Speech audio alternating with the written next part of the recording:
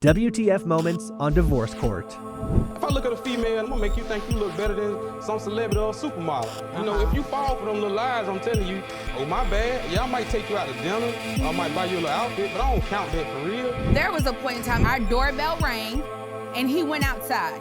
He and this guy walked into the driveway. He comes back in, I'm trying to hear it. I'm almost for sure that this has something to do with drugs. In this relationship, I'm honest with her. I'm not messing with other girls, and if I have messed with other girls, it's been with her. You have to put in parameters. It's called boundaries. We begin today's video by hearing about the case between Marina and Dimson Hutchinson. The couple have 2 children together, but Mrs. Marina has had one too many sexual escapades to deal with and wants a dissolution of their marriage. However, Mr. Dimson believes everything can be fixed with better communication. Will they be able to kiss and make up, or is this love train heading straight to Splitsville? Buckle up, folks, you're in for a treat. Your Honor, I'm here today because my husband has cheated on me with over 30 women that I'm aware of, and we only been together 6 years. He's nothing but a liar and a cheater, and I want a divorce. Hey, don't you snap your fingers at your wife in front of me. Have you lost your mind? No, I'm just putting her in her play like she's supposed to. No. I'm in charge of this entire thing. You will treat her with dignity and respect here, no matter what you two do out in the world. Do you understand that? He thinks he's above everyone else. He figures that he's the king and everyone else is like his peasants. Although the couple had only been together for a while, Mrs. Robinson feels nothing but pain throughout their pain together. It's a miracle they even lasted this long. Well, when did you first learn that he had a wandering eye? The whole time we've been together, this has been occurring before we got married. Before you even got married. Gotta ask, Ms. Robinson, what about that led you to believe that he would make a good husband? I have kids, Ron, Your Honor, and I was thinking that he would change. Marriage is supposed to change. You know, people do things that they don't usually do when they're not married because you're not obligated to each other. Whoa, if these allegations were true, then Mrs. Robinson must have been in a stinker of a relationship. But as it turns out, she had a reason to marry him despite him treating fidelity like a multiple choice option question. Even the judge could tell straight from the bat that Mrs. Robinson might have made a mistake marrying the man just because he's her baby daddy. But let's hear from the man. He definitely would have something to say about these allegations. What do you say to her allegations that you are a serial cheater? Well, I mean, I just like to have fun. I'm 28 years old. I ain't trying to get over the hill and say I got a bucket list in my life. I'm gonna knock everything out the box now. If I hurt your feelings, my bad. It's just too sad for you. In all that time, Mr. Dimson only managed to dig himself a hole like a rabbit on a mission. Not only did he have the audacity to admit to his extracurricular activities, but he was also spinning it like it's the latest fashion trend. Talk about bold moves. It's as if he's playing a game of relationship roulette and betting it all on black, completely unfazed by the fact that his actions have landed him knee-deep in hot water. You have the right to do that. My question is, why lie to her and say, keep only unto you by marrying her? Well, I ain't what never was told, the point of that? I never told a lie. I might have stretched the truth a little bit. Did you marry her? Yeah, I married her. In the marriage vows, did you say, I'm going to sleep with everybody else, or did you say I was going to be true to her? I mean, it's 2012, y'all. You got to look at it. It's a lot of open relationships out there now. Oh, my God. Did you tell her that? Oh, my gosh. No, I didn't have to tell her that. Then you lied. And he's not even started. He sure likes to live like a king, but here's the million-dollar question. Why tie the knot if you're just going to treat marriage like a revolving door? Is there a method to this madness, or is Mr. Dimson just writing his own rulebook as he goes? But hold on. Mrs. Robinson has another shocking revelation. Why did my husband, now remind you, this is my husband, put my nude pictures on the internet in front of so everybody could see? I'm thinking that I could take pictures with him because he's my husband. They're gonna stay in the privacy of the home. No, that's the dead honest God truth, y'all. This has got to be the height of disrespect in a marriage. Or is it? Well, the king of carefree living definitely doesn't disappoint. What are you going to tell your daughter about men like you? Run, because that's what you should tell him. Basically, I'm gonna just tell her, you know, learn how to recognize when someone's telling you a lie, you know. And when if she brings home a junior you, what will you tell her about him? Well, I mean, if he sold it to her and she bought it, I can't do too much to it because that's what she just takes. She just So you would say, okay, baby, you know, I'm going to let him screw you over. I'm going to let him treat you like nothing. I'm going to let him take your money, take your time, abuse your love. I'm still talking. Abuse your love, sleep around, give you a sexually transmitted disease because he's everywhere. You're going to allow that. That's going to be okay with you. That's who you are. This man lives a questionable lifestyle and doesn't care if his daughters get treated the way he treats their mother. Who's this guy? And why is he even in the courtroom? Ms. Robinson, you say he's addicted to porn and sex. Yeah, I mean, anything we say at this juncture is an asterisk to idiocy, but Exactly. Your Honor, Go ahead. I mean, like, he's addicted. When he cheats, that's what he do. He'll sleep with anybody. He don't care how you look. You could be 400 pounds. You could be, he don't Big have a girls type, need Your Honor. love, He'll too. talk Big and women sleep need love, too, with Mom. anybody. He'll sleep with anybody, Your Honor. You'd think you heard it all. Well, think again.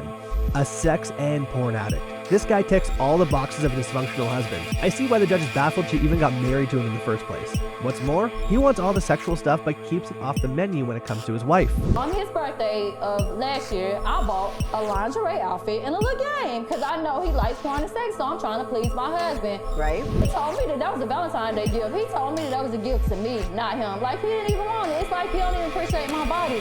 To be honest with you, I look better than him. He wasn't like he weighed about 400 pounds, to be seriously, but he didn't even appreciate my gift. I spent time and effort. She knows she been with me since 2006. Right. You know, my birthday, I want materialistic stuff. I want some cologne, I want an outfit or something like that. I You don't, want things, yeah, not, I mean, not, I can have your body 365 days out the year if I wanted that's to. how You you be feel. my wife. So why would I want something like that on my birthday?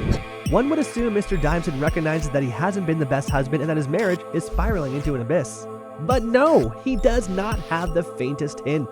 Mr. Hutchinson, my people told me this and I didn't believe it, so I'm gonna ask you. Okay. You didn't know your marriage was in trouble until one of my people called Oh, no, you my and said marriage that ain't your nowhere wife near in called? trouble, young. I don't think my marriage in trouble. Are Matter you of fact, serious? I Well, know why my do you marriage think ain't you're trouble. here? She just going through a phase. Like I said, when I spend a few dollars or something, She yeah, was she just going through a phase. And she'll right now. come right around. Everything gonna be good after If that Valentine's was the Day. case, if that was the case, come on now, be realistic. Come You on, know, man. it ain't no fate. I want you gone. I told you one time, I'm through with it. This dude has got to be living in his head to think nothing was wrong with his marriage. Who needs divorce when you've got a killer soundtrack and some sweet talking, right? But wait, the courtroom's about to be hit with another bombshell as Mrs. Robinson gears up to spill the beans on the final straw that sent their marriage sailing off the deep end. The last straw for me was when we were going through hard times at my house or whatever.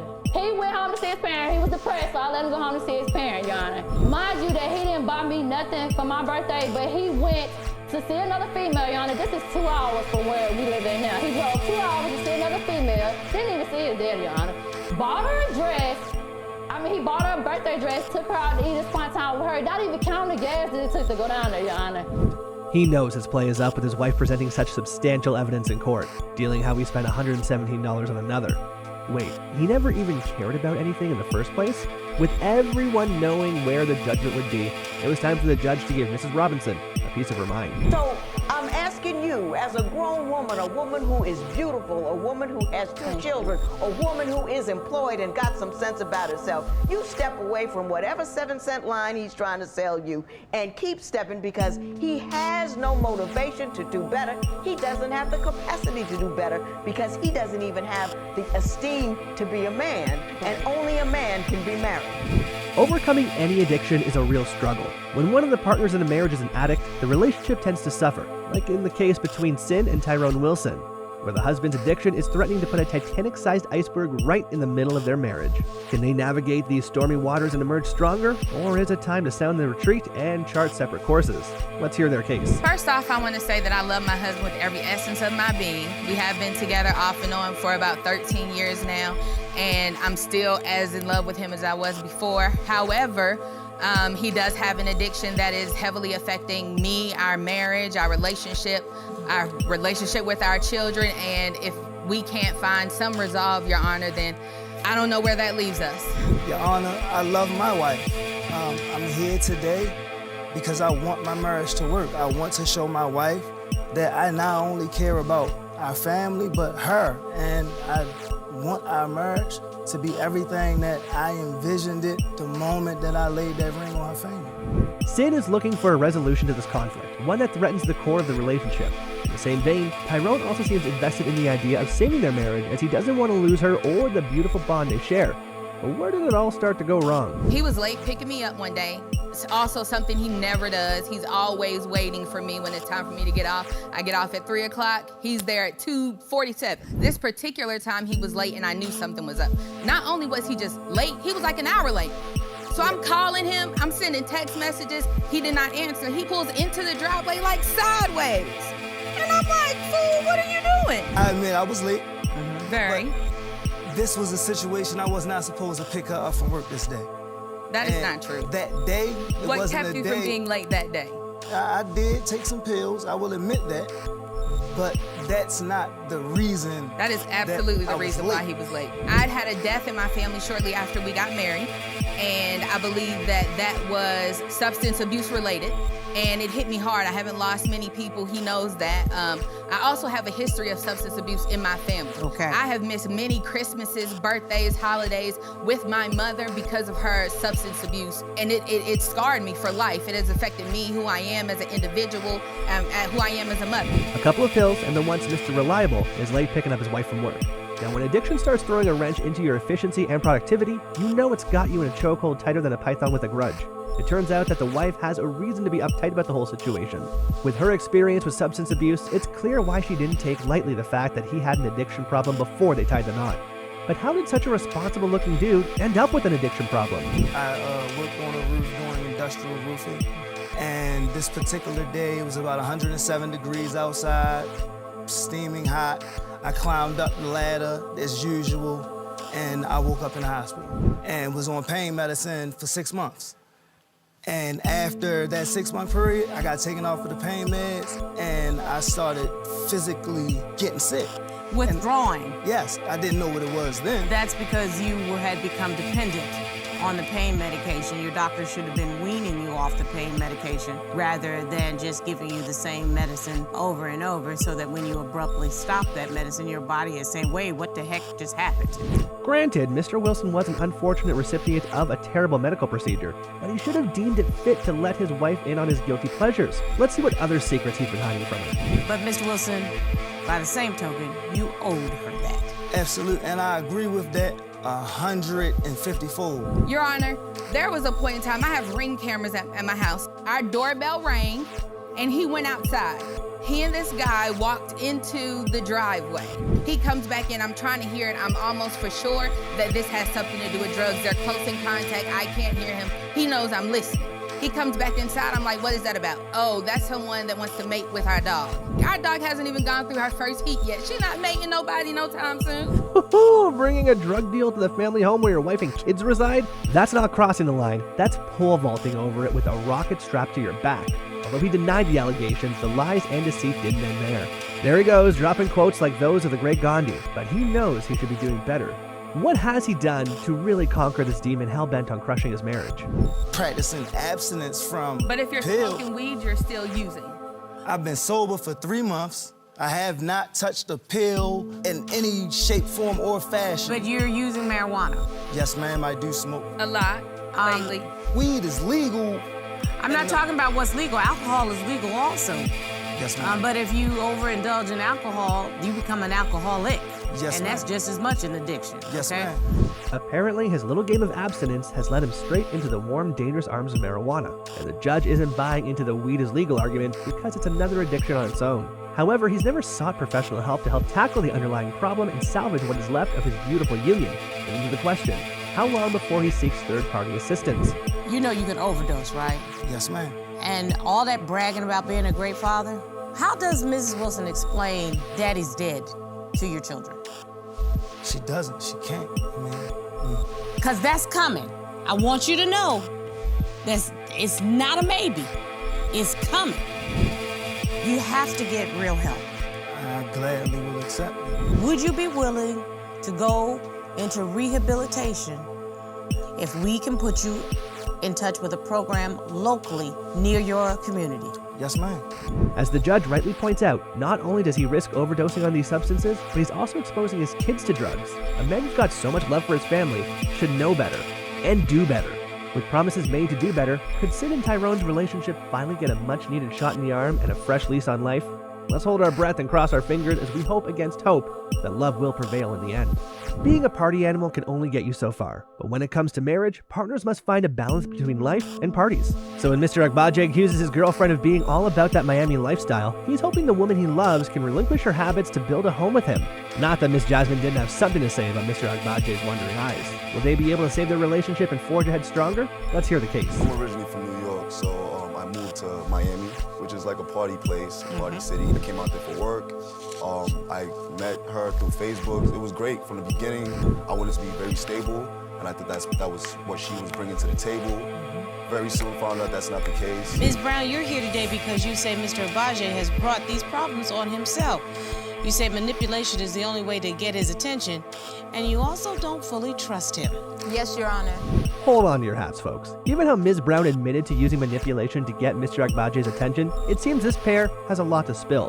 Although their love started off on a sweet note, the cracks began to show when it was time to take things to the next level. For example, I went to Wynwood, which is in Miami, to do promotion because I do music. I do music production, I do songwriting, things like that.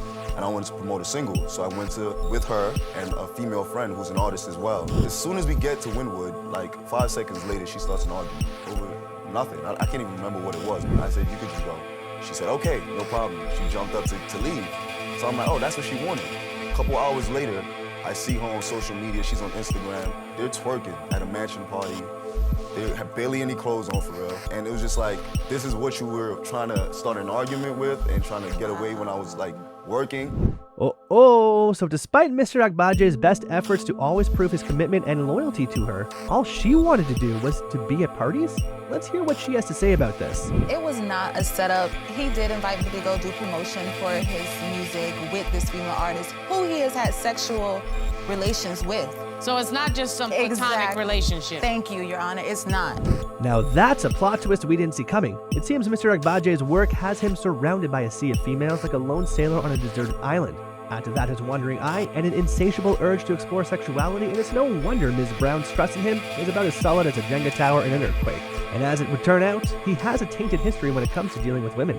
He did cheat on me in New York. That's a whole nother story. Oh, that's called another thing. What have happened? What really happened with that was we were broken up. We were not together. All right, so now I'm in New York. She's constantly bothering me. I can't get no work done, which is what I went out there for. I can't get no work done because I'm How long are you in New York? Like 3-4 days. It's not even a big deal. So like, 3 or 4 days, then what happened? 3-4 days, I'm on the phone with her arguing most of the time that we're there. Got it. So now I'm like, you know what? I'm tired of this. We've been arguing before this. We arguing, I'm in New York, can't get no work, I'm done. I did end up having relations with somebody else. And now she has a baby. Wait 1 second. Wait 1 second. You see, this is another relevant thing, like, because that's not my baby. You don't know that. That's not my baby. I've been told by the young lady that's not my baby, that she might have. Now he may have a baby out there. So I'm just waiting on DNA at this point. Now he might even have a baby? This roller coaster ride just took another frightening turn. Although he claims the child wasn't his, he's still waiting on the DNA results to put Ms. Brown's mind at ease, and they wouldn't have to fight about these issues all the time, because there's only so much quarrel a relationship can take. If Mr. Agbaje wants to hold on to this good, beautiful woman, it's time to break out the communication toolkit and start fixing their differences. Will he be able to step up and make things right, or will this love story end in heartbreak and regret? And as for Ms. Brown, can she find the strength to look past her insecurities and give their love another chance? Time is ticking. I don't even want to take it no further. I really wanted to present this to you, to be honest. Stop it! But I just want us to give it a time period to see if it's gonna work, because like, we can't keep doing this. And I'm just showing you this as a promise ring. It's an engagement ring, but it's a promise ring. We're gonna get work done. We're not gonna worry about the past. That's what I want you to promise me. I can promise you that. I'm done arguing. I'm so tired of it. It is draining. It's hurting us. I want to build. I want to grow. I'm done with the past. Aw, this is what we love to see. Two people ready to fight for their love and work out their differences. While they might have a long way to go before exchanging vows, one thing is for sure, their love will see them pull through any bump on the way.